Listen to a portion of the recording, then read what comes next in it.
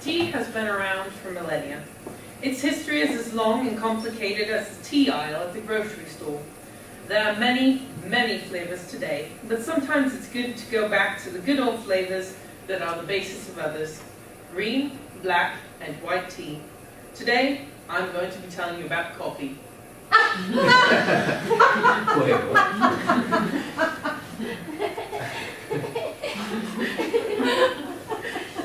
Now, today I'm going to be telling you about the history of tea, different kinds of tea, and which tea is right for you. In Japan, tea ceremonies are a big deal.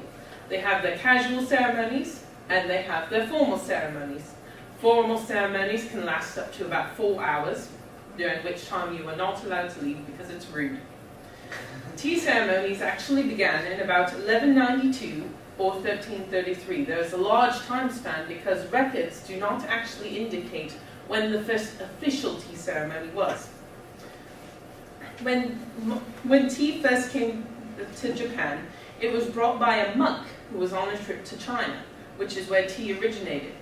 According to Chinese records, tea had actually been known for about 1,000 years prior to that. And the popularity of tea spread in Japan, and monks in monasteries actually drank it to keep awake during long meditation sessions. The Japanese emperor actually preferred tea over many of the drinks that he had before. Now, as you can probably tell by my accent, I'm probably going to tell you about Britain, and you are correct. Tea in Britain was brought over in the 17th century, also from China. It was only for the rich because of the cost of importation. Importation, is that a word? Probably not. It was actually served in coffee houses in 1657, but the first tea shop opened in 1777, making it more available to commoners. That's rude. The earliest directions on how to make tea were actually written by Edward Herbert in 1672. I didn't write those down. Now for the different kinds of tea. Pretty much all tea comes from the same plant, the Camellia sinensis, which is also known as the tea plant. It's a very apt name. The three kinds of tea I'm going to be telling you about are black, green, and white tea. The processes for making these teas are different though. Black tea is fully oxidized, which means it is exposed to oxygen to give it a black color. It also has lots of caffeine, so it's good for you tired college students when you're trying to stay awake during a boring speech about tea. It also has lots of fluoride, which is a natural chemical that helps whiten your teeth and kills your brain. Green tea.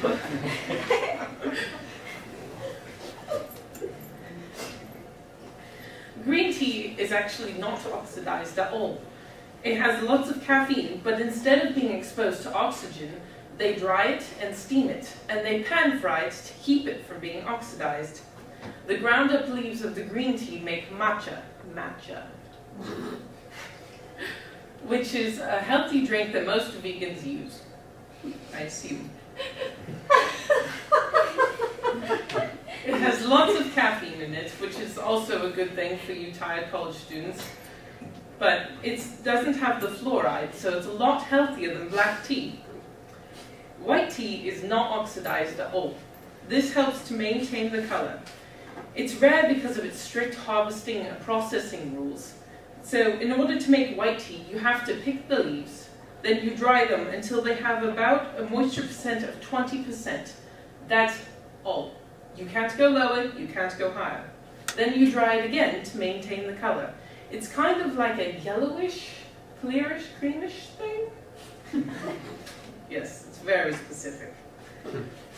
This one doesn't have much caffeine at all, so it's good for the sleep you need, guaranteed. America's mattress.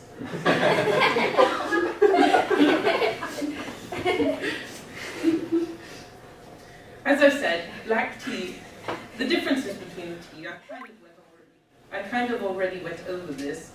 But black tea is caffeinated, yet it's high in fluoride. So if you're into brain killing, do drugs. You can drink black tea. It's less expensive than white or green tea because it's the most common tea here in America. White tea is very low in caffeine, it's good to help you sleep, and it's got a milder flavor than the other two teas, so you can add your own things to get your own flavor. Green tea is caffeinated and healthier than the black tea, and I have a friend who is obsessed with it. She gets lots of green tea smoothies. And matcha is a healthy thing that you can use in many different baking things, like you can make tea with it, but you can also make smoothies and cakes. It's very interesting to see how vegans do St. Patrick's Day. Now that you understand the differences between tea, the way it came to be, and which you should get, perhaps you'll find yourself picking one of the classics at the grocery store next time.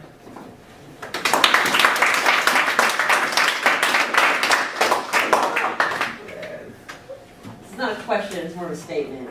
By far, hands down, best speech so far. So good. Hilarious. So do you drink tea more often than coffee? Yes, I do. Weird. Oh, okay. How do you come up with these great jokes? Like, I'm jealous. Most of them were actually improv. I did have the America's Mattress thing written down. Do you have the coffee thing written down? No. That's amazing. I actually thought you were going to talk about coffee. Me too. Talking about coffee. Plot twist. Right. Yes. What's your favorite kind of tea? I like peppermint tea, but black tea is a close second, and I figured black tea would be easier to write about than peppermint tea. Have you ever considered going into improv? No. Okay. Sure. Right. You're hilarious. Right. Cry. Me too. I feel like we have at least a I week promise. while you're waiting for us to settle down a little bit. Too much. Yes. How did you choose your topic?